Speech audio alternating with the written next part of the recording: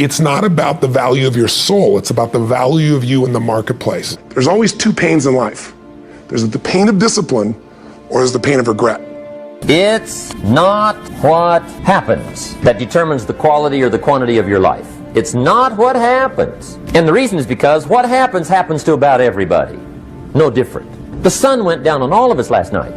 A common event, a happening. And I found out that the same things can happen to two different people. One gets rich and one stays poor. Why is that? It's because it's not what happens, but rather it's what you do that changes everything. What's an area of your life right now that you really want to improve? What's an area that's important to improve? If your body's great, how about your career? If career's great, how about your relationships? Intimate one especially, or your kids, or your relationship with your creator, your spiritual side of your life. Or is it your finances? Figure an area that really matters. Decide on that area. I say to people, you got to participate in your own rescue. You've got to retool yourself. Lasting change is different than a goal. You don't always get your goals, but you always get your standards. Everybody in life gets their musts. They don't get their shoulds. Most people have a list of shoulds, don't they? Don't you have a list of the shoulds, things you should do, you should follow through on? I should lose some weight, I should work out more, I should make more calls, I should respond more rapidly to my email, whatever, you know? I should get into the office earlier, I should be, more confident, whatever your should list is. People love to have their should list be met, but it's kind of like New Year's resolutions. If it does, it's really exciting, but if it doesn't, which is most of the time, it's a little disappointing, but you kind of know it's not gonna happen. But when you decide something is a must for you, an absolute must, when you cut off any possible, you say, I'm gonna find the way or I'm gonna make the way. Human beings, when they resolve things, when they make a real resolution inside themselves, which is they raise the standard and they make it a must, they find the way. Everything in life is always changing. We don't have to work on change. Change is automatic, but progress is not. So if you wanna make real progress, then you really gotta look at your life in a different way. You gotta say, I got to take control of this process and not just hope it's going to work out like people do who make a resolution. My mom was a powerful woman, so she kicked my fourth father out, whose name I carry, and he adopted me. And when he went out, she decided it wasn't his side, so she kicked me out too by chasing me out with a knife. And I wasn't worried she was going to stab me or anything, but I decided this is freedom, and I've got to find a way to make my life work. But I had no money. I had a 1960 Volkswagen I worked $40 a week as a janitor to buy and pay for. And so I had no car, I had no money, I had no anything. I went and slept in a person's laundry room, and then I decided I've got to figure out what to do, and I needed to feed my mind because I was so depressed, I was so overwhelmed. I'm missing my brother and sister and feeling just completely out of sorts. So I got on a bus and I traveled 14 miles, I remember, because I ended up running it one time. And I went to this bookstore and I bought this book called The Magic of Believing by Claudia Bristol. It's the first real book other than maybe Think and Grow Rich or Emerson's essays. And I started on this journey of saying every single day, I'm going to feed my mind. I'm not going to hope good thoughts show up. I'm going to read biographies. I'm going to find out what makes people tick. I'm going to understand what makes me tick. And I wanted to read a book a day, but I didn't do that. I took a speed reading class and I read 700 books over 7 years. And they were all personal development, human development, psychology, physiology. And then what I try to do is take anything that I learned and apply it.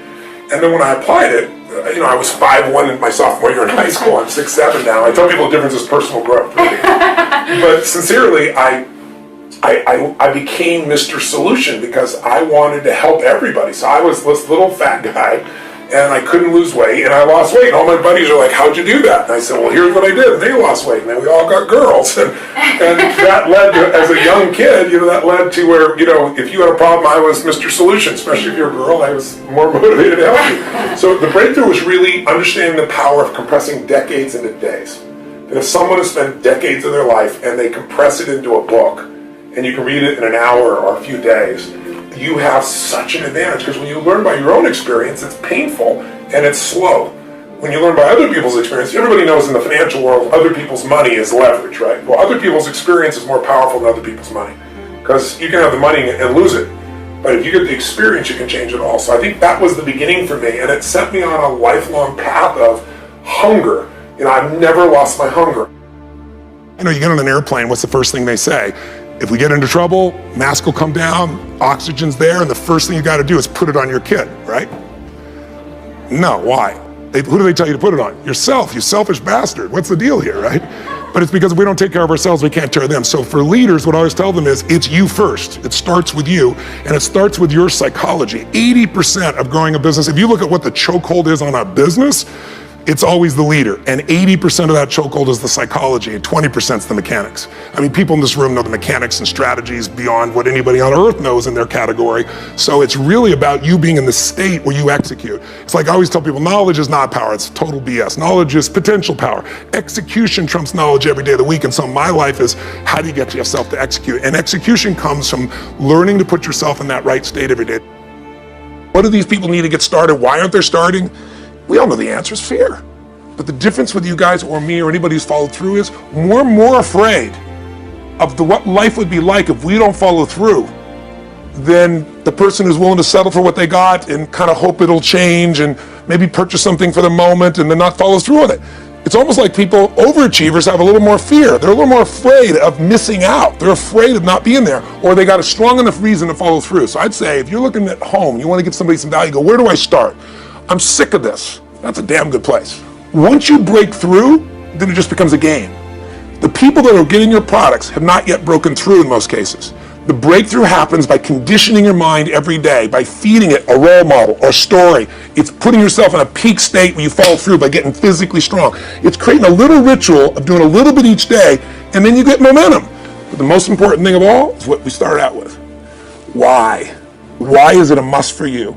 It doesn't have to be you're against the wall, but it has to be something you're hungry for, because the only difference in people is hunger. And if you're not hungry, get around people that are hungry and something will hit you. So people can change their standard by getting around where it's better. People can change their standard by getting associated with what's true, like the bills they got to solve, the problems they got to do it. Or they can do it because they're excited because it's something new they want to take on. Everyone's different, but they got to find the why, and they got to come up with some daily rituals to get them going and just do a step at a time. That's where you get momentum. People that succeed, when an opportunity is there, they trust. They trust. If I'm going to thrive, this is here in my life for a purpose. Life isn't happening to me. Life is happening for me. And even this pain or challenge or this opportunity is something I got to find a way to make use of. I need to make a decision, and I need to do something right now to move things forward in the direction of what I really want for my life. Even if I don't know the final destination, I need to move in that direction. I need to take some form of action. Most people, they have all these visions. Maybe they start to make a little sort of decision, but they don't make a real decision because they don't act on it. And if you don't act on it, your ideas, your dreams will die in your mind. They'll die on your lips. And think about it. Most people in North America, around the world, the Western world, are they truly fit, strong, and healthy? Do they truly have a relationship that's totally passionate? Do they love their work? Are they economically free? The vast majority, you and I both know the answer is no. If you want to be like most people, then what you got to do is figure out how to survive. If you want to lead, you got to thrive. And you have that capability, and you're probably already doing it. I'm probably speaking to the choir to some extent. If you're still watching this right now, you've turned me off as a raging maniac who's on a rant, because that's what I am. I'm on a rant right now. A rant to call to your soul to say, no matter how great life is, take it to the next level. Find the way to thrive on the very things that stop other people in their tracks. Thrive on what produces fear inside you and in other people. Thrive on something that you envision that you have a higher purpose for. Thrive by being decisive. Thrive by taking massive action. And if the massive action doesn't work, if what you try doesn't work, just simply try something else. And if that doesn't work, try something else. If that doesn't work, try something else until you find what works. Now you can speed that up by modeling, by finding somebody who's already getting the results that you want to get in your life. Somebody who already has lost 30 pounds and kept it off. They aren't lucky, it's been 5 years. Somebody who started with nothing and now they're financially free and their family has an extraordinary quality of life. Why not figure out what they do? Somebody who truly is happy, not because everything's going their way, because they find a deeper meaning and a richness in everything around themselves, whether it be their children or nature or even problems. Because obviously, if we have no problems, we feel dead inside. Problems can either destroy you or call you to become more. If you look at the biggest challenges in your life, if you brought certainty to it, if you brought a vision beyond the problem, if you made some decision of what you're going to change, even if you didn't know how, and if you took immediate action with enough intensity, massive action, you probably found the cure-all. You probably found a way to adapt and get where you want to be. That's what thriving is really all about. But the ultimate thriving is not just breaking through and making things happen. The ultimate thriving for this year or any year of your life is to remember the secret to living is giving. It's to, as corny as that sounds, it's to connect to something bigger than yourself. And it can be done so easily. It can be done right there at home. Instead of running past your kids, looking at your phone, it's stopping connecting. It's kissing your spouse in a way where those sparks happen, like when you first met, instead of how you doing and moving on.